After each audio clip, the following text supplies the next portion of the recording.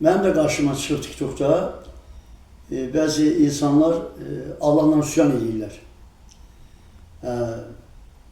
Sözlər də budur ki, nəyə görə varlı insanlar günü-gündən varlanırlar, kasıb insanlar elə kasıb olaraq qalır. Bu sözü deyib Allahla üsyan aparırlar. Sonra deyirlər ki, sözünün arxında biz heç Allah'a da inanmırıq. Bəs Allah'a inanmırsansa, niyə Allahla üsyan aparırsan? Amma sən Allah'a inansan, bilərsən nə üçün kasıbsan. Varı da nə üçün günündən varlanır.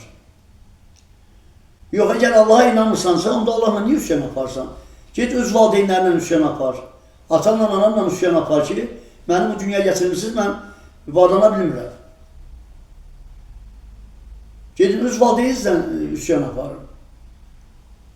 Allah'a nə üçün üsyan aparsa, əgər Allah'a inanmırsınızsa?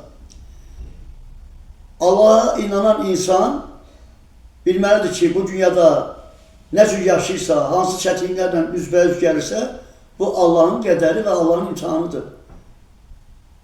Kimsə varlıdır, ona da Allah daha da çox Allah ona var verir. Deməli, Allah onun istəyini bu dünyada verdi. Bu dünyada verdi ona istəyini.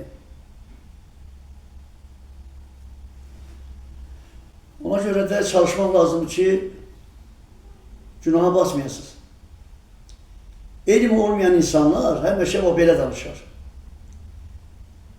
Gərək insan imanını elmlə gücləndirsin. Dindən söhbət düşəndə çox adam əzbərdən danışır. Heç bir din təsiri yoxdur. Təsiri olanlar heç ehtiyatı danışırlar. Bunlar təsiri olmayanlar çox ürəkdən və əzbərdən danışırlar. Özlərini ağıllı salırlar. Bu da günahdır. Şeytan da belə sözlərdən, belə insanlardan istifadə edir və onları tez öz tələsinə salır. Allah köməyiniz olsun.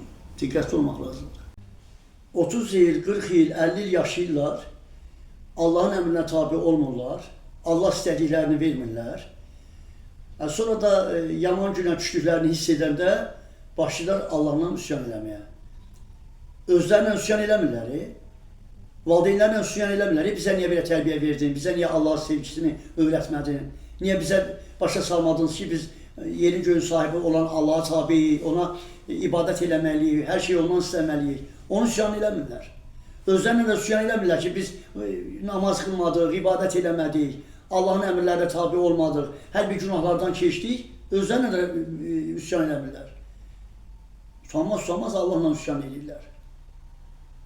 Yaradan Allahla üsyan edirlər. Özlərində ağıllı sayırlar. İnsan bir öz günahlarını xatırlayar və günahlarını da etiraf edəndən sonra tövbə edər, Allah'a sığınar. Hələ bir gör Allah bizi bağışlayır, yoxsa yox. Hələ bir utanmaz da Allah'tan üsyan edirsən ki, mən niyə varlı olmadım, mən niyə xoşbəxt olmadım? Görürsən? Bir daha deyirəm, imanı elmlə gücləndirməsən, şeytana dost edər, elmsiz iman. Öncədən insan imanı gücləndirməlidir. Mən bir müəllim kimi, bir dost kimi sizə deyərəm ki, yaxşı odur ki, gedin ibadət edin və Allah'tan bağışlanmağınızı dua edin. Necə ki, mən deyirəm, hər gün sizdə. Dua edin Allah ki, Allah bizi bağışlasın. Bu yaşa qədər gəldiyimiz günahlar içində, bu qədər gəldik səhvlər içində, bəlkə Allah bizi bağışlayar. Allah kömək olsun bir daha hamımıza, bilin ki, son dönüşümüz Allah'adır. Çalışın, ibadətdən, səcdədən, dualardan əl çəkməyin. Bu dünyada iki yol var. Allah'ın yolu, şeytanın yolu. Nə qədər gec deyil, qaçın Allah'ın yoluna. Və sığının Allah'a. Hər gün əllərinizi qaldırın, dua edin. Gecə düşəndə başınızı büküb yatmayın. Rahat yatmayın. Hansı gününüzə rahat yatırsınız?